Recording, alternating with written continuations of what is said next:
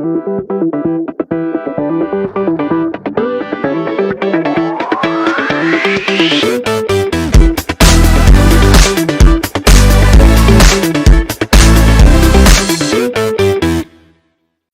guys, what's up? It's Unconventional TV, Mental Health Edition, D.I.D segment.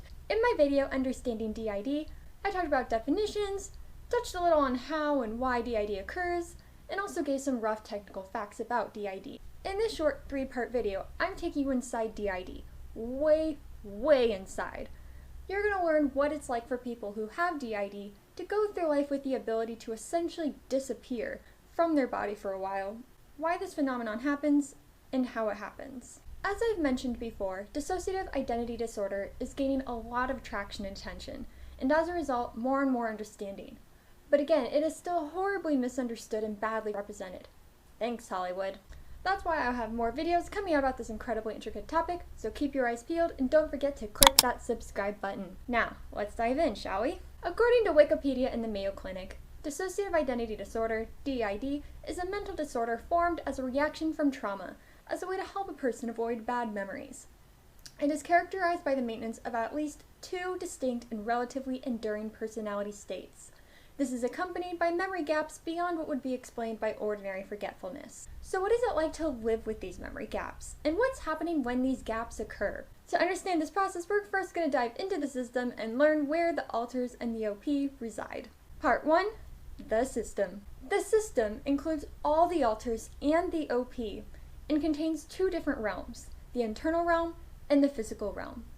We're going to start with the internal realm. While I've said alters reside in one's head, the reality is a little bit more complex than that, as alters perpetually live inside something called the internal realm. The majority of people with DID describe this internal realm as a fully functioning house that is contained solely within their heads. It's far more vivid than something drummed up by someone's imagination, as some original identities can actually go inside this house and interact with everything inside and talk to the alters.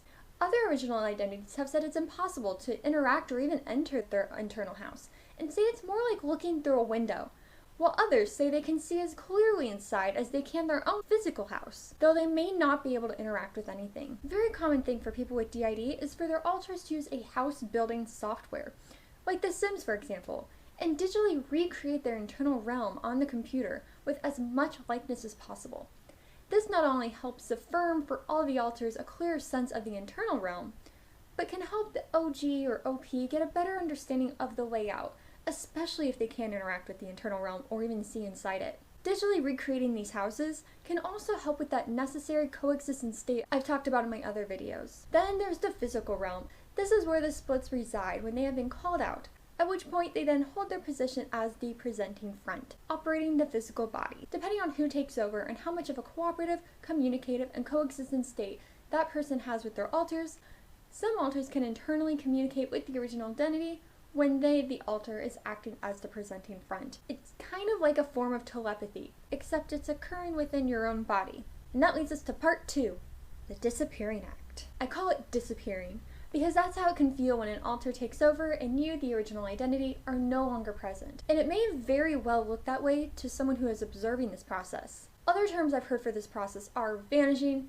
shifting, changing, altering, transitioning, and of course, switching. I'll always use the term switch, as this is probably the most familiar and common term used for DID. The commonly held belief is that every time a switch occurs, only one alter steps forward and the original identity steps back.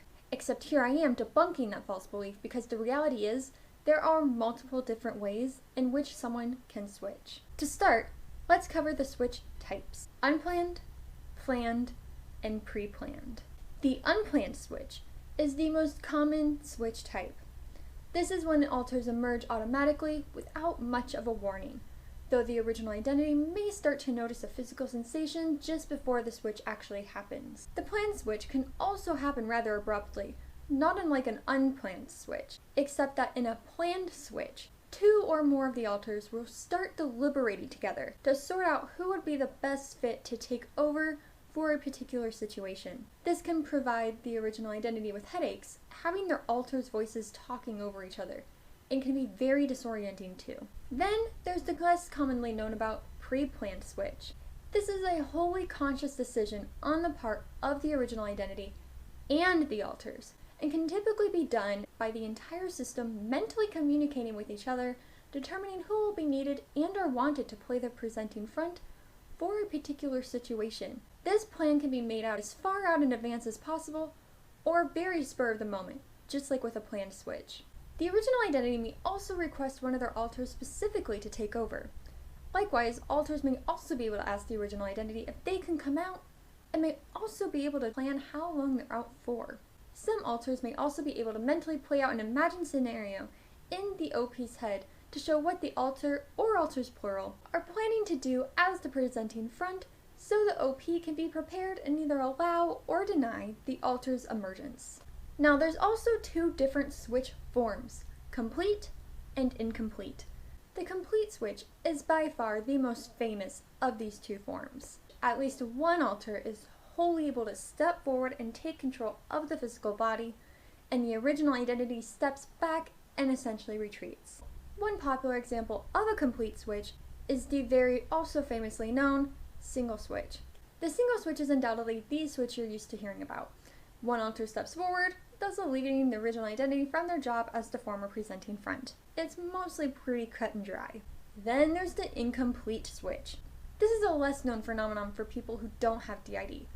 But for people with D.I.D., this is an incredibly well known and very disorienting phenomenon.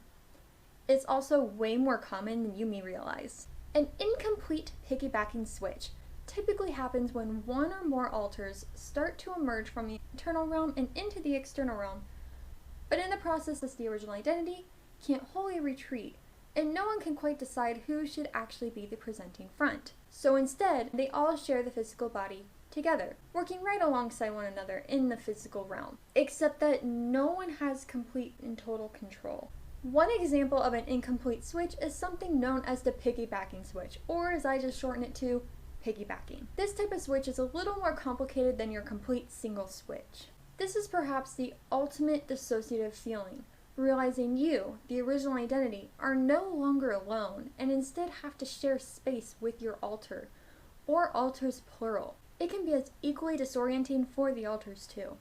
They have to work alongside together to operate in the physical realm as one single unit.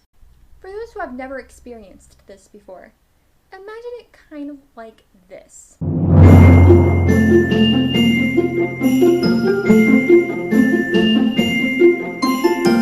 A game called Helping Hands.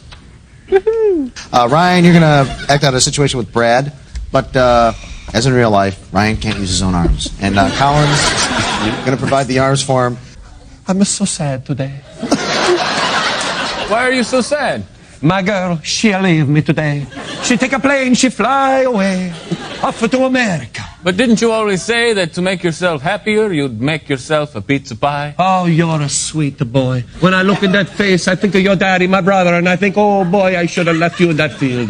But yes, I always cheer myself up with making the pizza. Oh, first, you take the dough.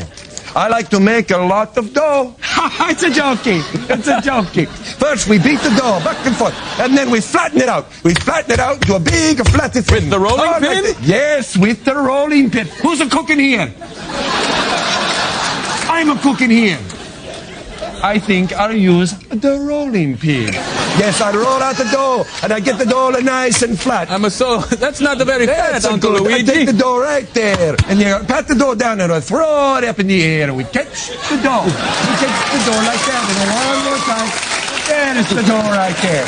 Now, I'm going to take another piece of dough. There's a piece. Right, I see it. What am I, blindy? I put the dough down.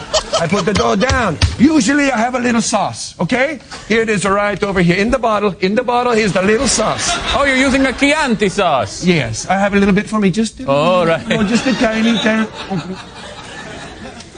Oh, that's a good. That's a good sauce. Okay. Oh, a little behind here. Okay, I gotta make it the pizza fast. I put a little Chianti on there. I take the tomatoes in the bowl. I'm gonna take the tomatoes, all the mushrooms. We start with the mushrooms. I put them on the pizza. A little pepperoni. They go a little cheesy. Oh, I love a pepperoni. Do you? Yes. Would you like it some pepperoni? Sure. Here, Just feed me one. Just a little piece. Chaotic, right? Now imagine there's another alter behind Ryan, and maybe another alter in front of Colin, creating like a chain of alters. This is a small-scale issue of what can happen during a piggybacking switch. Now keep in mind, these switching types I've been discussing may have very different names depending on who you're talking to, but the terms I've been using so far in this video are some of the most commonly recognized and are also the terms I'm most familiar with. I'd also like to reiterate something I've said in my other videos. When an alter is taking over, it's not at all like some invasion of the body snatchers thing.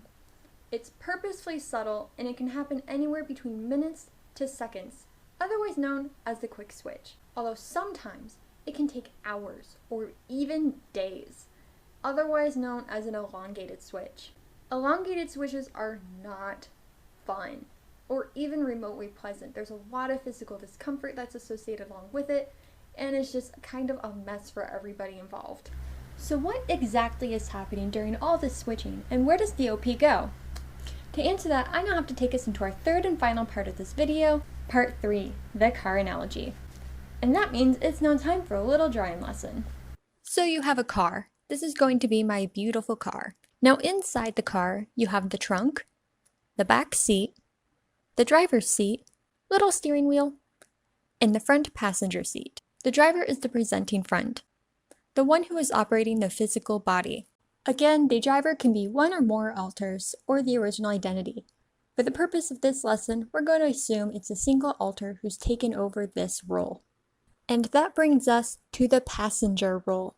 For the sake of this lesson, we'll again assume there's only one alter operating as the front seat passenger. Now the alter in this role has the ability to do something known as leapfrogging. In leapfrogging, the alter in the front passenger role is typically able to communicate wholly with the driver in addition to the backseat passengers, creating an ideal coexistence state for everyone in the car. And it is entirely possible for the alter in the driver's seat to call on the front seat passenger to take over and reverse roles with the driver if need be. You could say the leapfrogging process is not unlike a form of vehicular musical chairs. The front seat passenger is unique in that they are also able to do something called piggybacking. To recap, piggybacking is an incomplete switch that occurs when at least two alters are working in tandem to operate the physical body together, and they're almost always doing so alongside their original identity. To keep up with the car analogy, it's like operating a car with 2 steering wheels, 2 gas pedals, and 2 brakes. And now that brings us to the back seat passenger. For this, we're going to assume you, the OP, are the one in the back seat. Now when you're in the back seat, you're sort of aware of what's happening in the driver's seat and in the front passenger seat, except there's nothing you can do in the back seat. Although you may be able to talk to the front passenger or perhaps any of your alters sitting with you, but you don't hear conversations fully, especially in the physical world. You may or may not feel bumps in the road. You're essentially checking in and out. Imagine it's like you're texting on your phone, or you're really involved in watching a video or playing a game, and you're completely immersed in what you're doing. In the physical world, when you're a backseat passenger, you may see things essentially blurring by. If we stick to the car analogy, when you're in the backseat of the system's car, again, the car being the physical body, it's not unlike seeing trees blurring by. You know that you're on a road. You might know when the car stops and starts, but you aren't wholly paying attention. But then all of a sudden, you find yourself home. Home being the physical world when you're back in your body and have full control again. But you don't quite have any idea how you got there. You don't remember all the things that were accomplished or how they got accomplished while you were a backseat passenger. And when you're in the trunk, you experience absolute nothingness. You can't talk to anyone either, not in the physical or internal realms, and certainly not to anyone else inside the car. And you remember nothing.